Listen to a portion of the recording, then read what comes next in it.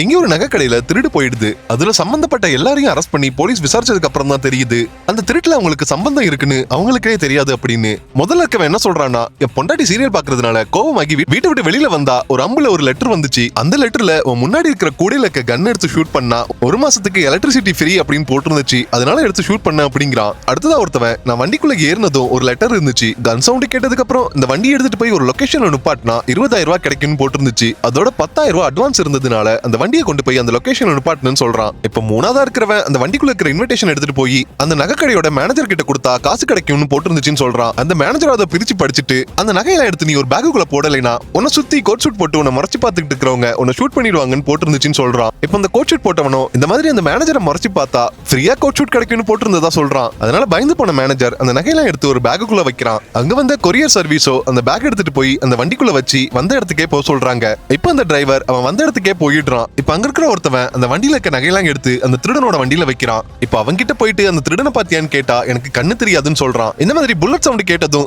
5 அடி முன்னாடி போய் ஒரு வண்டியில இருக்க பேக் எடுத்துட்டு 5 அடி பின்னாடி வந்து இன்னொரு வண்டியில வைக்கணும், அப்படி வச்சா ஃப்ரீயா கண் ஆபரேஷன் பண்ணி தரதா அந்த திருடன் சொன்னதா சொல்றான். இப்ப முதல்ல கன் ஷூட் பண்ணவங்க கிட்ட போயிட்டு எதுக்கு மறுபடியும் கன் ஷூட் பண்ணன்னு கேட்டா இந்த மாதிரி அந்த லெட்டர் பின்னாடியே இந்த சீரியல் முடிஞ்சதும் மறுபடியும் ஷூட் பண்ணா இந்த சீரியல் ஆஃப் ஆயிடுன்னு அதுல போட்டிருந்ததா சொல்றான். இப்ப அந்த திருடனை பிடிக்கிறதுக்காக ஒரு போலீஸ்காரன் வரான். வந்து அந்த போலீஸ்காரனும் இந்த டீம் கூட சேர்ந்து அந்த திருடனை ஐடென்டிஃபை பண்ணிடுறான். இப்ப அந்த டீமும் அந்த திருடனை பிடிச்சிடுறாங்க. அதுக்கப்புறம் தான் அந்த டீமுக்கு ஒரு உண்மை தெரியுது, இவ்வளவு நாள் இவங்க கூட இருந்த அந்த போலீஸ்காரன் தான் திருடனும், அதோட இவங்க கிட்ட இருந்த ஒரு பிளாக் பாக்ஸையும் அவன் திருடிட்டு போயிடுறான். இந்த வீடியோ பிடிச்சிருந்தா அந்த சேனலை சப்ஸ்கிரைப் பண்ணுங்க.